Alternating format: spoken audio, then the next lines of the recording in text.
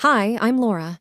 If you peeked into my life, you'd probably find me buried in code, working remotely from my cozy little apartment. It's just me, my laptop, and the comforting hum of my routine. I'm not one for crowds or big social scenes. But Anna, my best and only friend since college, she's the complete opposite.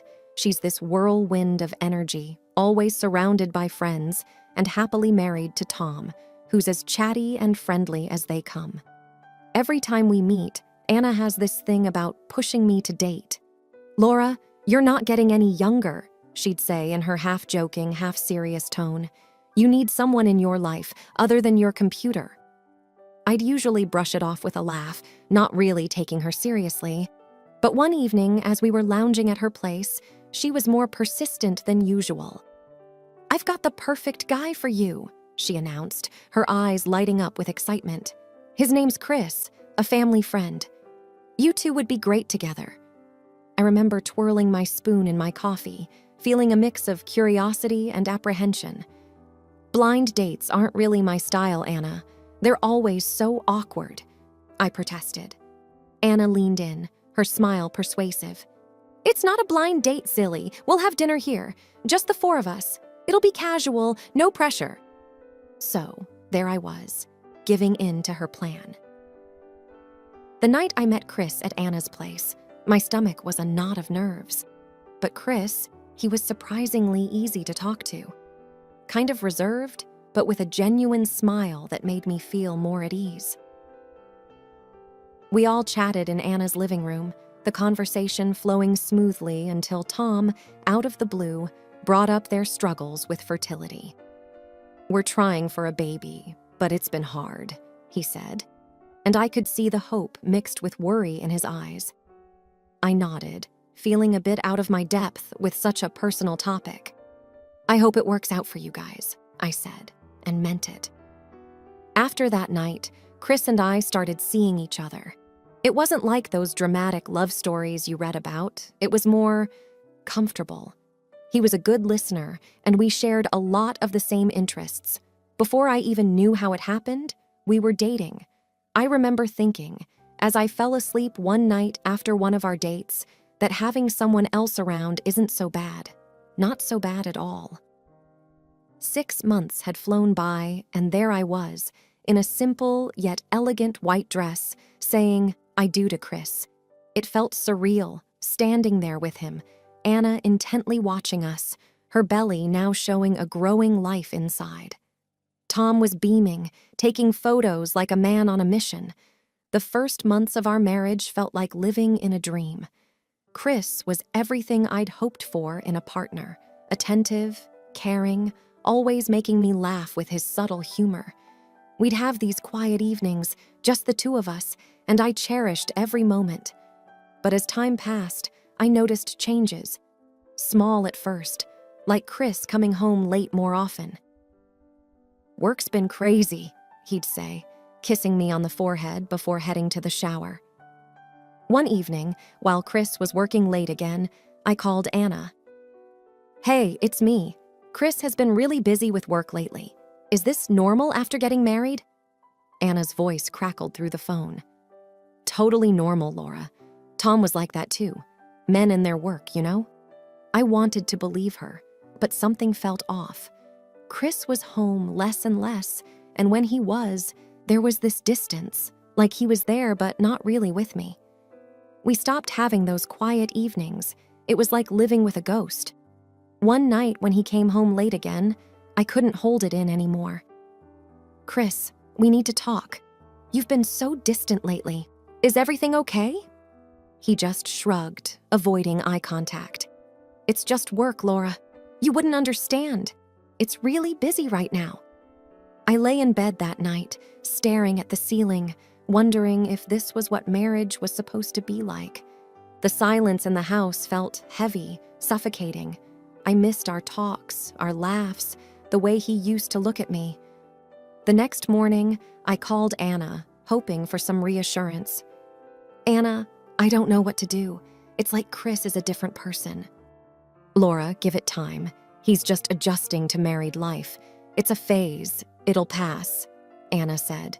but her words didn't comfort me like they used to. I hung up, feeling more alone than ever. Was this just a phase, or was I losing the man I married?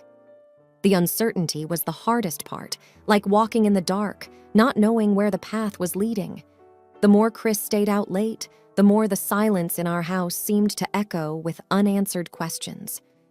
"Working late again," he'd say, his excuses sounding more and more like a rehearsed script. I'd lie awake, staring at the ceiling, the unease growing inside me like a thorny vine.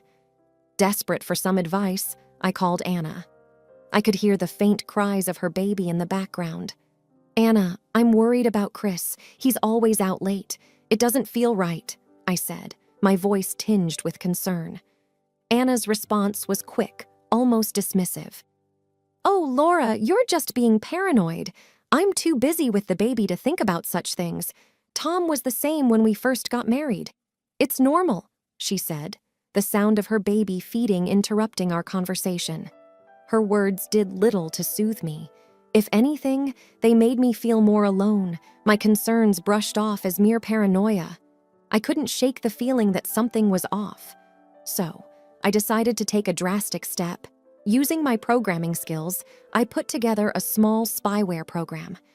I knew it was a violation of trust, but the need for truth overpowered my guilt. I installed it on Chris's phone, telling myself it was just to put my mind at ease. The first time I logged into the program, my heart pounded in my chest. The screen showed a map with Chris's location, a hotel in the city, nowhere near his office. As the days passed, the pattern became clear. Different hotels, always in the evenings. My stomach churned with each new revelation, but nothing prepared me for what I found next. The program allowed me to see his messages. I hesitated, knowing this was crossing a line, but I had to know. The chat window opened, and there it was, a stream of messages between Chris and someone else. Not just anyone, but Anna, my best friend. Their words were intimate, a stark contrast to the distant, almost formal way he spoke to me. I sat there, my whole body numb, as I read their plans, their laughter at my expense, the betrayal laid bare in pixels on my screen. The truth about my husband and my best friend, the two people I trusted most, was right in front of me, and it hit me with the force of a tidal wave. Chris married me in order to provide an alibi for himself. Now he can be near his mistress more often, hiding behind the fact that he is married to me. Unbelievable. We often don't see what's happening right under our noses, blinded by trust or maybe a refusal to acknowledge the possibility of betrayal. But there it was, in black and white. My world, as I knew it, had just crumbled. The nights became longer, each one stretching out like a dark, endless road as I sat alone, staring at my computer screen. The glow illuminated pages of messages between Chris and Anna, a window into a betrayal so deep it felt like drowning. Each message I read twisted the knife a little deeper. Chris's words about me were cruel and mocking. "Laura's so clueless. It's almost funny," he wrote in one message. And Anna, she laughed along, adding her own jabs. "Yeah, she's weirdly naive. It's like playing a game with a child." Their laughter at our expense wasn't the worst of it, though. They planned their secret rendezvous with a casualness that made my stomach churn. "How about the Hilton this Thursday?" Chris would suggest. "Perfect, can't wait," Anna would reply, as if they were planning a simple coffee meeting. But one message stopped me cold, a revelation that felt like a physical blow. It was Anna talking about her newborn, Tom's supposed child. "The best part is Tom thinks he's the father," she wrote with a twisted pride. Chris's reply was a heartless confirmation. "Our little secret. He's none the wiser." It wasn't just an affair. It was a double betrayal, the depth of which was unimaginable. The evidence of their deceit wasn't just in the messages on my screen. It was lying in a crib, gurgling and cooing, oblivious to the web of lies surrounding its existence. I sat there, numb, the reality sinking in. My husband, the man I had vowed to spend my life with, was not only unfaithful, but a father to my best friend's child. And Anna, the friend I had trusted with my deepest fears and happiest moments, was a willing participant in this cruel game. As the night wore on, the silence of the house enveloped me. It was no longer a home, but a stage for a tragedy I never saw coming. The betrayal was not just of the heart. It was a betrayal of every moment we had shared, every laugh, every secret. And at the center of it all was a child, an innocent life caught in the crossfire of selfish desires. I realized then that the most profound wounds are often inflicted by those closest to us. And the evidence of this betrayal was now lying innocently in a crib, a living reminder of the lies and deceit that had shattered my world. The morning after I discovered the truth about Chris and Anna, I felt like I was in a daze. My apartment, once a haven, now felt like a cage trapping me with my betrayal. I knew what I had to do. Tom deserved to know the truth as much as I did. I picked up my phone, my heart pounding. Dialing Tom's number felt like stepping off a cliff. "Tom, it's Laura. We need to talk. It's about Anna and Chris." Tom's usually cheerful voice was laced with concern. "Laura, what's going on? You sound serious." I took a deep breath, my voice shaky. "It's bad, Tom. Can we meet somewhere private? There's something you need to see." We met at a quiet cafe, away from the places where our lives had crossed. Tom looked anxious as he sat down. "Okay, Laura, what's this all about? You're scaring me." I pushed the printouts of the messages across the table to him. "Tom, I'm sorry to drop this on you, but Chris and Anna, they've been having an affair." Tom's face went pale as he read the messages. His usual jovial demeanor vanished, replaced by a mix of anger and disbelief. This is bullshit. Anna wouldn't..." "And Chris?" His voice was a mix of rage and pain. "There's more," I said, the words feeling like lead in my mouth. "The baby. Chris might be the father." Tom looked like he had been slapped. He slammed his hand on the table, drawing stares. "That son of a... How could they do this? My own wife? My baby?" I could see the hurt in his eyes, raw and unfiltered. "I'm so sorry, Tom. I thought you should know. You deserved the truth." Tom ran his hands through his hair, a gesture of frustration and disbelief. "I can't believe I've been such a fool. We need to do something, Laura. We can't let them get away with this." His words echoed my own thoughts. "I agree. We need a plan. They've been playing us for fools, and it's time they faced the consequences." As we talked, our plan began to take shape. It wasn't just about confronting them. It was about exposing their lies, making them feel a fraction of the pain they'd caused us. We left the cafe with a sense of purpose, a bond formed through shared betrayal. As I drove home, the reality of what I was about to do settled in. This wasn't just about confronting a cheating spouse. It was about revenge. And my revenge would be cold, much colder than an iceberg. The day of the confrontation felt like walking into a storm. My heart was pounding so hard I could hear it in my ears as I drove to Anna's house with Chris. He was clueless, humming along to the radio, while my hands gripped the steering wheel, knuckles white. We walked into Anna's house, where Tom was already waiting. His face was a mask of calm, but his eyes were like flint. Anna greeted us, all smiles, unaware of the storm about to break. "Hey, everyone. So glad you could make it," Anna chirped, her voice grating on my nerves. Tom cut right to the chase. "I have something to share. A surprise." Anna's smile faltered. "A surprise? What kind of surprise?" Tom pulled out an envelope. "It's a DNA test. It says, 'I'm not the father of your baby, Anna.'" Anna's face drained of color. "What? Tom, why would you? That's ridiculous." Chris turned to me, confusion written all over his face. Laura, what's going on? I looked him straight in the eye, my voice steady. Why don't you tell us, Chris, about you and Anna? Anna's eyes darted between me and Tom, panic rising. Laura, I don't know what you're talking about. Tom slammed his hand on the table, his voice rising. Cut the crap, Anna. We know about the affair. We have the proof. Chris's face went from confused to pale. Laura, it's not what you think. I threw the printouts of their messages on the table. It's exactly what I think. How long, Chris? How long have you been lying to me? Anna started to cry, her sobs dramatic. It was a mistake. I'm so sorry. Tom's voice was like ice.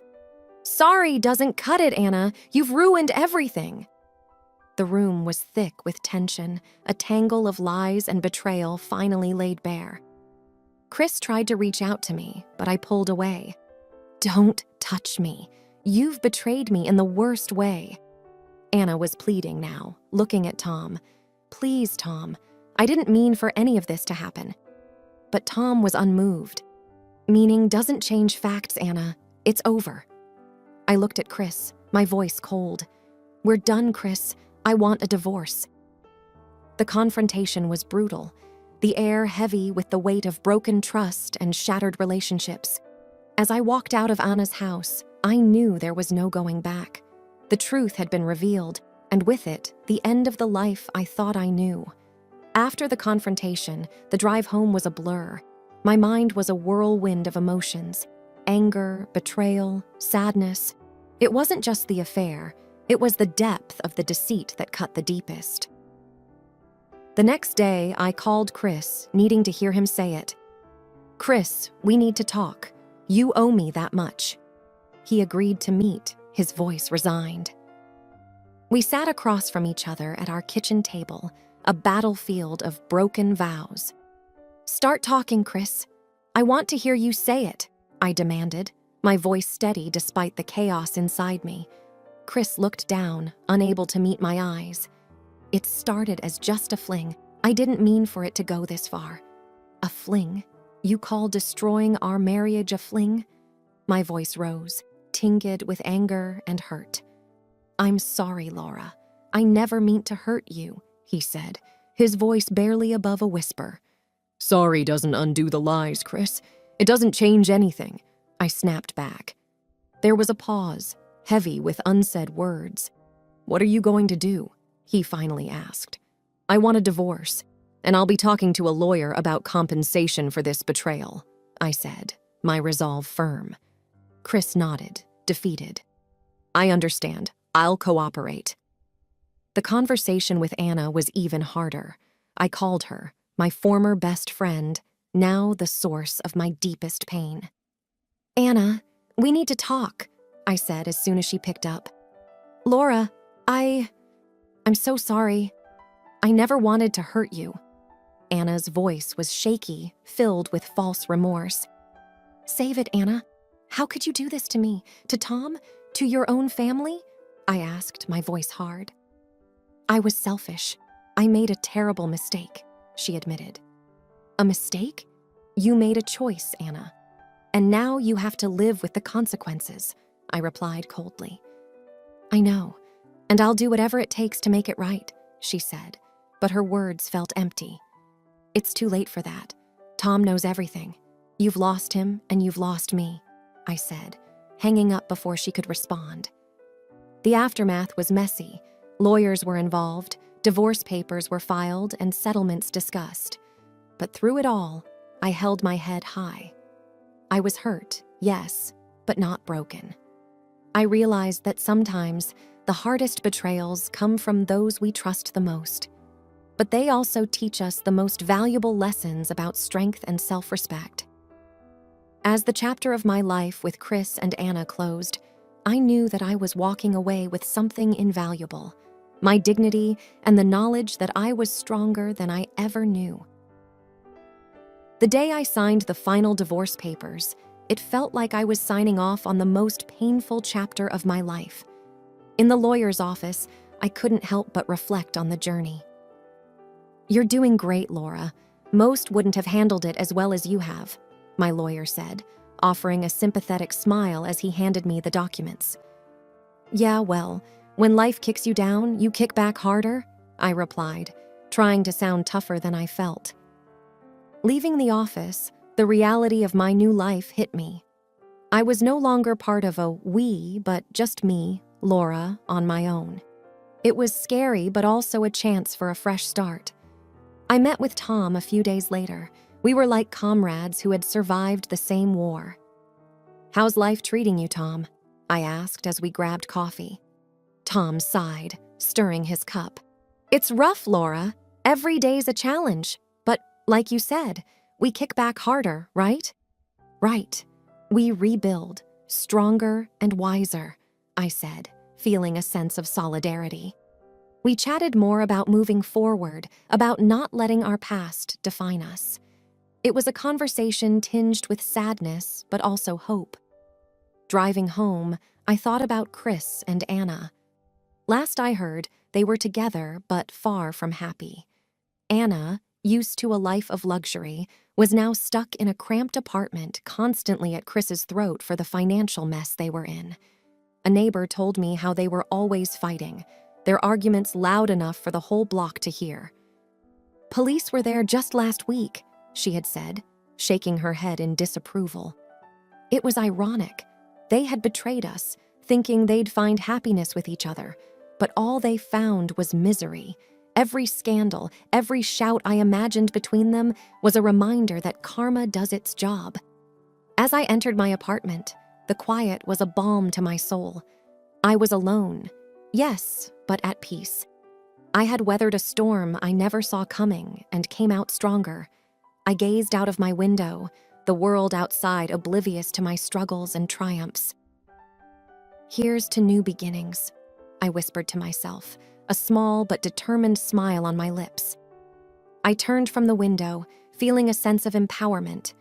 The future was uncertain, but it was mine to shape. I had survived, I had learned, and now it was time to live.